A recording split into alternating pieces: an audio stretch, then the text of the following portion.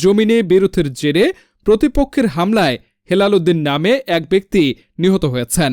5 November চান্দু ও তার পুত্র জাকির হোসেন হেলাল উদ্দিন ও তার পুত্র খোকনের ওপর হামলা চালিয়ে গুরুতর আহত করে 19 দিন চিকিৎসাধীন থাকার পর 23 নভেম্বর রাতে ঢাকার এনাম মেডিকেল কলেজ হাসপাতালে হেলাল উদ্দিন মারা যান।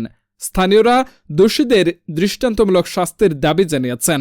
সাটুরিয়া থানা পুলিশ জানিয়েছে এই ঘটনায় হত্যা চেষ্টা মামলা দায়ের করা হয়েছে এবং আসামিদের আইনের আওতায় আনা হবে।